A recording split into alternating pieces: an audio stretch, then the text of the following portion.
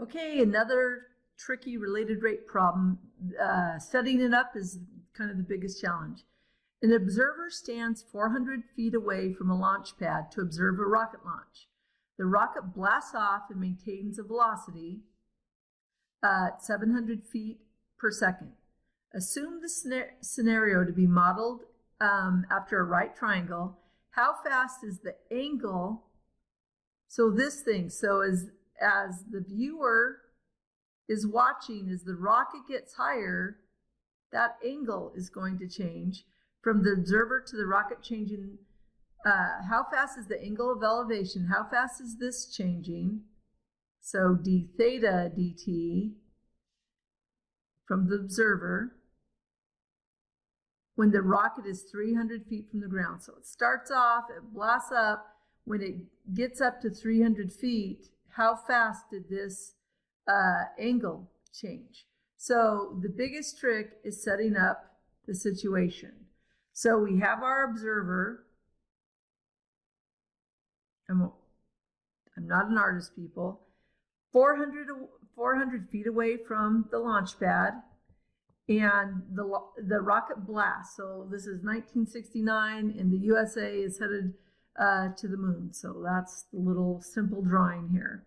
Okay, so look at the information that we have. We have a theta.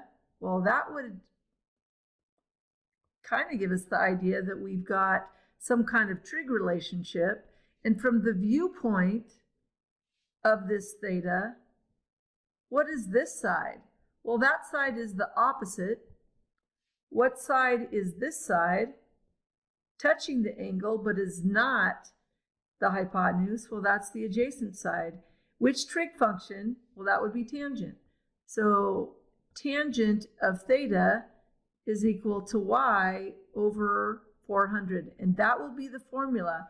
But notice it's the setup that sometimes is complex. So let's get started with what we know. What we know is that the height that we called y, remember this was y, that height is changing at a rate of 700 feet per second.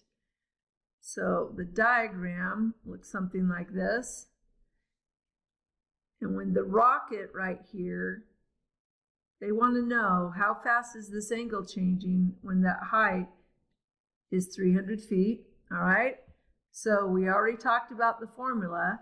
Because we're talking about this theta right here, we're given y, and we're opposite side and adjacent.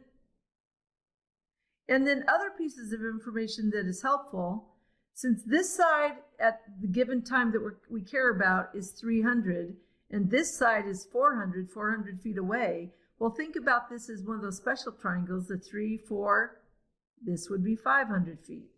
So cosine of this angle is 400 over 500, which means secant is 500 over 400, and that will be useful when it comes to the derivative, because the derivative of tangent.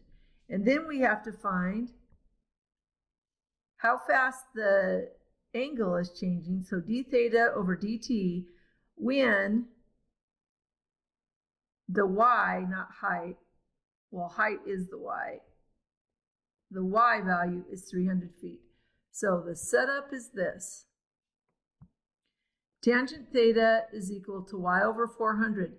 So remember, you use implicit differentiation, and I should kind of make this a little bit bigger, make it easier for you all to see. So when we take the derivative of tangent, remember, you have to tack on d theta dt. And on the right, you have to tack on dy dt, because this is implicit differentiation on the related rate. So the derivative of tangent is secant squared. So secant squared theta d theta dt. This y over 100 is like 1/400th y. Well, just like if that were 2x, the derivative of 2x is 2. The derivative of 1/400th y is just 1 over 400 dy dt. And we need to get this by itself. So we're going to divide both sides by secant squared. So we're going to have d theta over dt is equal to 1 over 400 secant squared theta dy dt, and now it's just substituting everything in. So I put the secant squared theta over here, but the dy dt is 700 feet per second, and I should have left that feet per second in there. So we have our 1 over 400, our d theta dt, and then we divided both sides by secant squared. Well, secant is 500 over 400. So we have 700 over 400. 1 over secant squared is the same thing as cosine squared. Cosine squared is 400 over 500, or the ratio, the zeros can be canceled. 400 divided by 500 is the same as saying it's the same ratio as 4/5. So when you square 4/5, it's 16/25. You multiply that out, and what you get is d theta dt is 28, because it simplifies this 16 and 4, that cancels to 4. 7 times 4 is 28. So 28/25 theta. Now instead of it being feet per second, we're talking about an angle. So now we change that measure to radians per second. Hope you followed that. You might have to watch it a second time. I might need to do another one of these and kind of clean up any errors I might have made. But that's it for when the theta is changing.